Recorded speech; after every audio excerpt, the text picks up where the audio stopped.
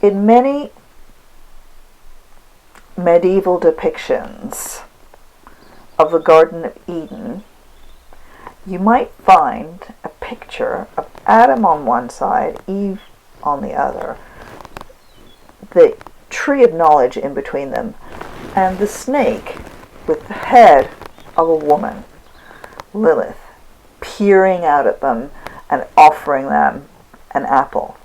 And often in these depictions, her face is like a mirror of Eve. It's like they're the same person, but one has got the snake's body and one has the woman's body.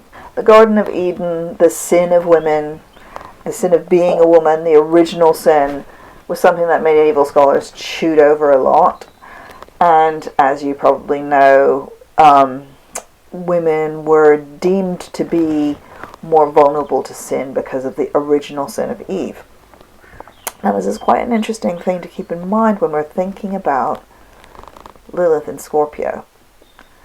Because Lilith, the dark moon, has entered Scorpio now. And she'll be here for 9 months. And it's interesting to think about because the Garden of Eden is rather Taurian. It's kind of Lilith and Taurus. But the snake has a scorpionic feel to it. It's the Garden of Eden and then the fall in that imagery. And Lilith brings about the fall because she brings knowledge. Now this isn't not the story in the Bible, but it's the story around the Bible. Of course, what happens in the Bible, when the snake offers Eve the apple from the tree of knowledge and she gives it to Adam and suddenly they know, they have knowledge, then they're cast out and they lose their immortality. They become mortal and they experience pain and suffering when they're outside of the Garden of Eden. And they're actually just joining Lilith, who's already there, but she gets to remain immortal. Just a thought. Whereas Adam and Eve become human and they become the father and mother of all of mankind. Now this is a kind of a long-winded way of coming into Lilith in Scorpio. But I think it's a really interesting moment to think about that story. Because, of course, you have to ask yourself when you hear that story, what's so bad about knowledge? What's so terrible about knowing? Is it so awful to understand that there's darkness? Because understanding Lilith is partly about understanding our own shadow, is it not? And in those medieval depictions, there's Eve, and there's her shadow, Lilith. So, when Lilith is in Scorpio, I mean, it's an interesting position. I wonder to myself in some ways whether she's not really happy in Scorpio. This is maybe this is one of her places where she feels very at home. One from Donna Tartt, who has Lilith in Scorpio, the American author of The Secret History. This is from that book. Beauty is terror. Whatever we call beautiful, we quiver before it. But then there's another angle, and it's also from an American author. Courage is the most important of all the virtues, because without courage, you can't practice any other virtue consistently. It's Maya Angelou. And Maya Angelou is an interesting example, because of course she's, Lilith in Scorpio. She's got a lot of Aries in her chart. She's quite a kind of martial person, and of course Scorpio it's a warrior sign, but it's a subtle warrior. It's a cycle. It's like a ninja warrior rather than a sort of Achilles type warrior. And so Lilith in Scorpio has that too. And Maya Angelou, of course, was a great survivor, among other things, as well as being just a talented writer. And that is something that I think you need to think about with Lilith in Scorpio. You can see that there's a natural affinity between this wild, untamed Lilith and Scorpio, this survivor thing. And Scorpio has this reputation, as you know, of dying and coming back to life, of being a phoenix rising from the ashes. And actually, that is a very kind of Lilith thing as well, to die and come back. And also, of course, Scorpio's got survival instincts. It's the sign of survival instincts. Fierce and resourceful. Sometimes they can be really overpowering, Scorpios, or that Scorpio energy can be quite overpowering. And when you combine that with the taboo busting of Lilith and the bounds breaking of Lilith, you get something very intense.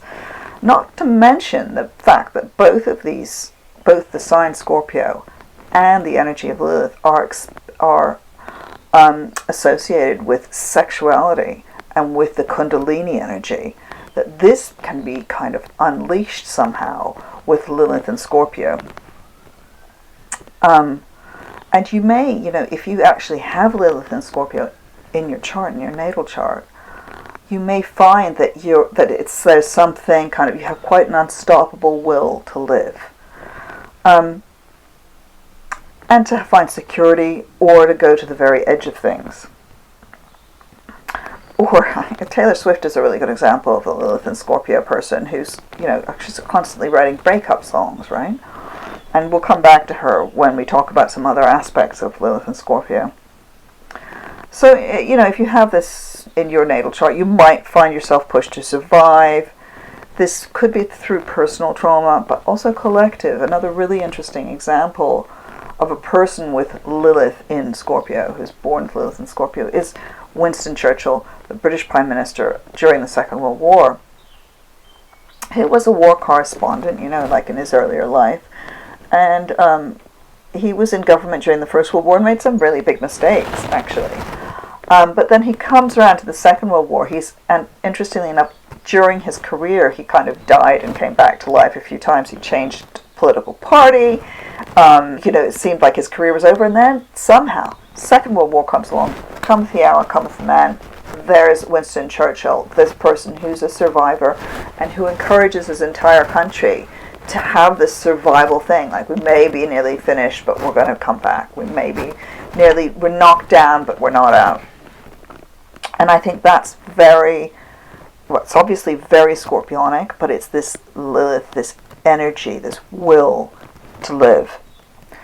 And also, he wasn't actually that great during peacetime as a politician, so he was really good in a crisis. And there's something about Lilith and Scorpio that deals incredibly well with crisis. And so you might have very big resources with this energy in your natal chart as well. I noticed that some actors, and I love looking at actors' charts because sometimes they tell you a lot about what this energy is. Ralph Fiennes, who's got to be one of the most intense current actors, he's got Lilith and Scorpio, and you can see it in his eyes. He's got this intensity, this intense focus, which is very Scorpionic, and the Lilith is in there yearning to get out. It's got the shadow, the darkness.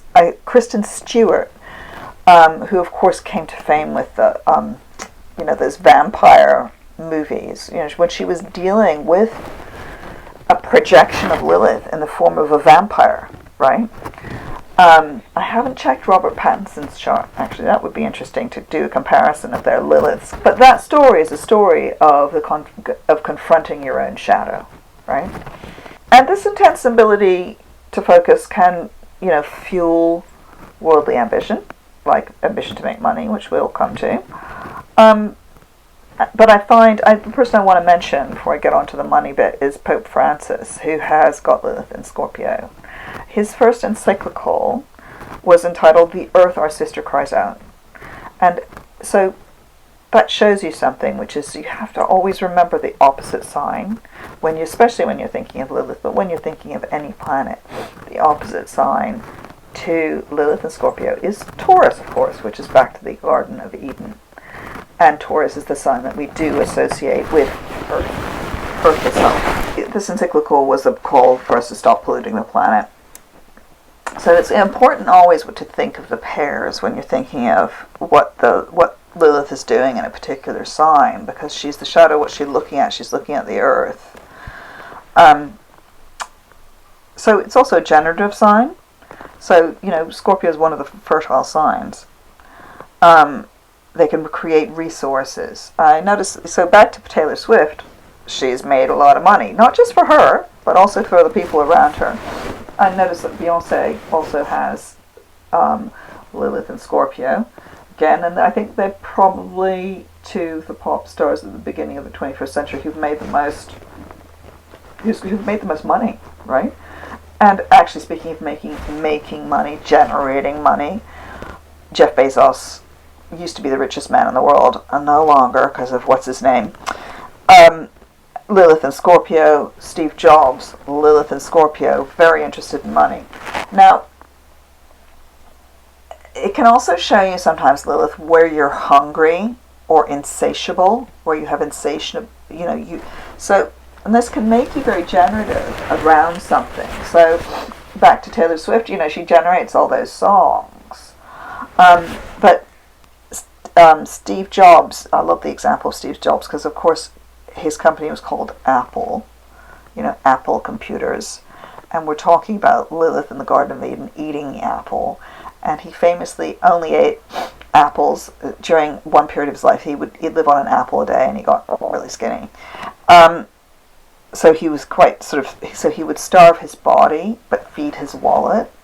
And this is something that Lilith and Scorpio, if you have this, you might need to even out. It's interesting also that some of these other guys in Silicon Valley, Peter Thiel, has Lilith in Taurus, so that money axis, when Lilith is there, there's some kind of hunger sometimes from around money. DB Warner can go the opposite direction. It may not be generating money, it may be generating debt, Lilith in Scorpio, so you need to just think about it for yourself also. Now, obviously, you're sitting here thinking, when's she going to talk about sex? Because Lilith in Scorpio is a very sexy signature. It's a sexy place to have your Lilith. Obviously, not everybody with Lilith in Scorpio will be really sexy, but there may be something around, again, this Kundalini energy.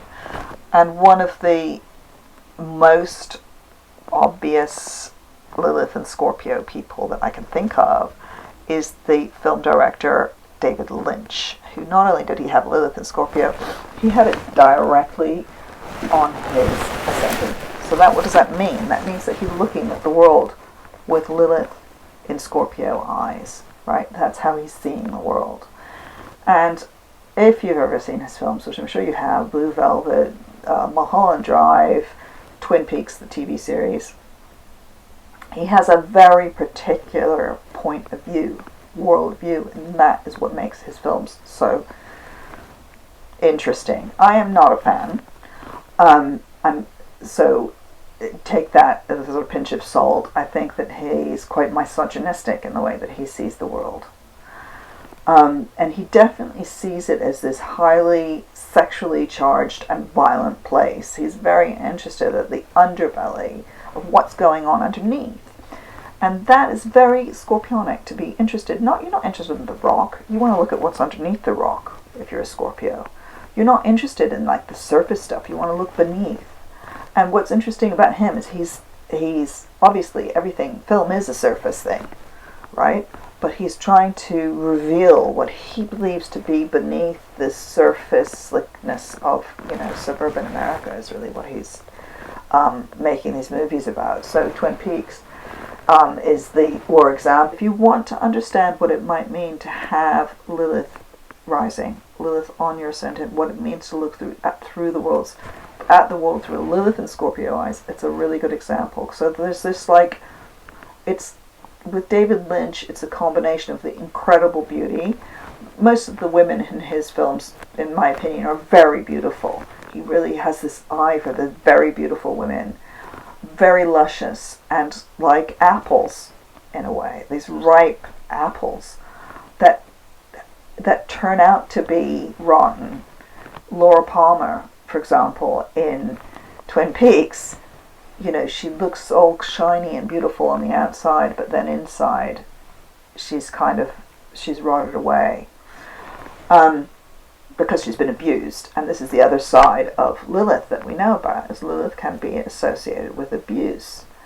And that's, again, something that he films a lot, is these abusive relationships. He's interested in these relationships that are about abuse. Blue Velvet is, the other example of that. You have the incredibly beautiful Isabella Rossellini being humiliated and degraded. On a more cheerful note, let's talk for a minute about the transit of Lilith through Scorpio now. So that's kind of an overview of what Lilith and Scorpio can mean in a personal chart. But Lilith and Scorpio, what can it mean for the collective? I'll give you some dates. I mean, I won't go through all the dates. I'll put this up somewhere where the dates of when Lilith was in Scorpio through the last century. But, the last time Lilith was in Scorpio was May 2016 to February 2017 was that year, 1617. And then before that was 2007 to 2008. And one thing that I think is quite interesting about both of those, that's just the two most recent, right? And we go all the way back to, 1928, right? 27, 28. Is that there can be stuff around the economy, right? Some kind of trauma to the economy. 2007, 2008, for example, was the credit crunch. And this year, one of the first things that happened, Lilith goes into Scorpio and we get the tariffs. There's lots of other astrology around that, obviously. But we'll see what happens over the next 9 months as Lilith goes through Scorpio to see what happens with debt in particular, okay? So it's like trauma around debt. So the credit crunch literally is people, understanding that people had been loaned money for houses that weren't worth what they were said to, said to be worth. That's why it was a credit crunch in 2008. So there was a problem with debt and loans, and that caused the world to be very disrupted. And who's going to lead us out of this one? That's the question I have in my mind at the moment. So there's going to be stuff around debt.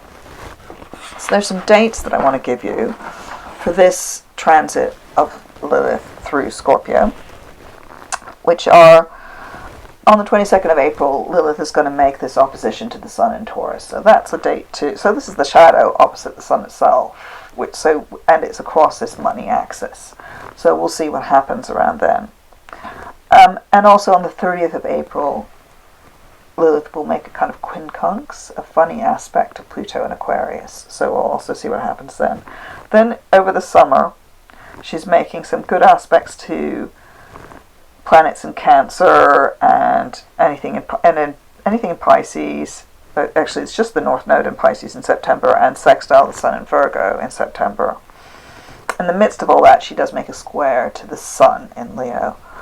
So she's quite active over the summer months, stirring things up from Scorpio. And what I find quite interesting at the moment is there's not a lot of other stuff in Scorpio, until we get to actual Scorpio season. But she's making her presence felt there behind the scenes in the shadows. And this transit is also very psychological, okay? That's a very bland statement to make. But Lilith may be in there stirring up some of our collective unconscious, like these may be good things or bad things, the warriors and the monsters that live down there. Maybe they're being stirred up, maybe they're coming out. Fears that we keep in, packed away in Scorpio may be coming up. And then in November, she will start to trine planets that have gone back into Pisces, Saturn and Neptune. So when she came in to Scorpio, Neptune exited Pisces. So they were not, so it was like within a day or two, right? They went 2 ships passing in the night. I don't know, what do you call it? So they went into a funny aspect, but they were no longer trine. They become, it's a quincunx, both Mars ruled signs that they're in.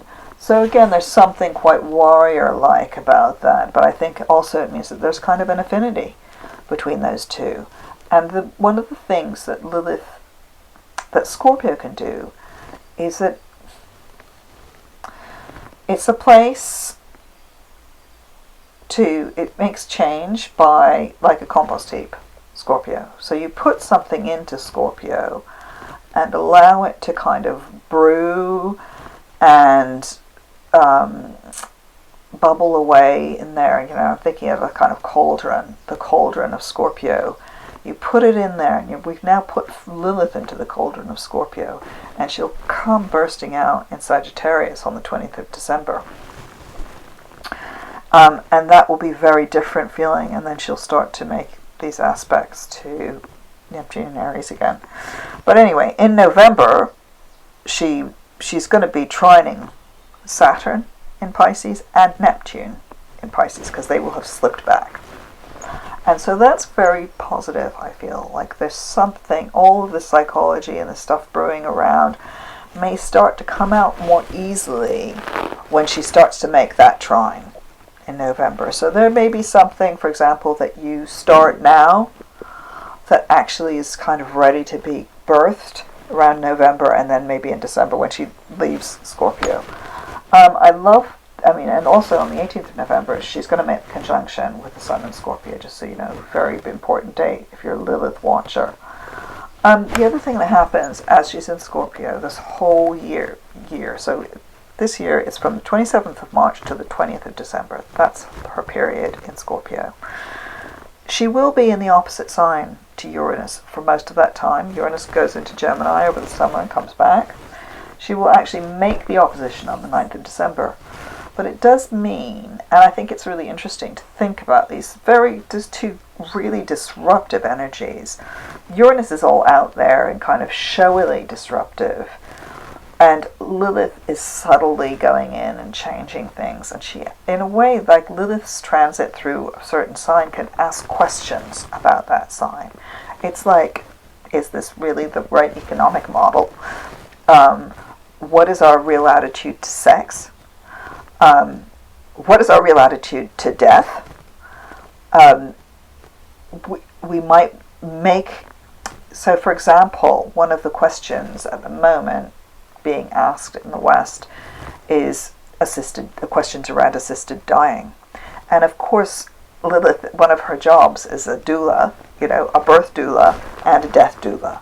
She helps people through that passage to birth, and she helps them into death. And so, with Scorpio, this is the sign that's to do with the underworld and darkness and the entryway into winter. Right? So maybe some questions will be asked while she has this passage around death and how we deal with that. Remember that when she was in Cancer, Lilith in Cancer, there were questions around abortion and the right to abortion. And now we're getting to death and the right to die. People's rights to die. Don't forget that that her transits, she spends 9 years going through the zodiac, so it takes, she's about 9 months in a sign.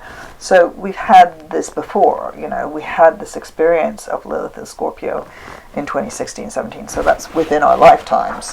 It's not that long ago. We can cast our minds back to that. And then 2007 and 8, like I said, and the other time, just 1998, 1999, that 9 months as well. So we can cast our minds back to those periods of Lilith and Scorpio, and they're often quite subtly transformative. I mean, I'm just thinking about, say, 1999.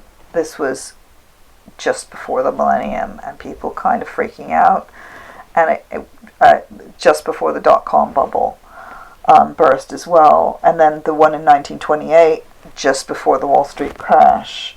And this one in 2016, 2017, that's the first term, Trump's first term in office, isn't it? First few months in office. It's his election and then his first few months in office. And now we have this one. But each time a planet, Lilith comes into a situation, right? So she's doing this cycle, her own cycle, and she comes into the cycle with different situations with the other planets. And what's happening with this cycle, her entry into Scorpio, is in this, which she changes signs every year, right? But as she's coming into this new sign now, this month, there's a lot of turmoil in the outer planets because they're all changing signs, except for Pluto, which is in the early degrees of Aquarius. Jupiter is going from Gemini to Cancer, and so they're going to be in harmony. So Jupiter, and so that's from June onwards to the end of the year. Jupiter and Lilith will be in harmonious aspect with each other in these watery signs. And this is like heightened emotions, I think. And I think there may be, this may be just me being fanciful, but one of the things that we've all noticed in the last few years is the decrease in female power in the world. And Lilith is partly about that female feminine power, the power of the feminine within men too, right? So this is just within the collective, is that the female power has somehow been really drained down. It's like the battery's gone down.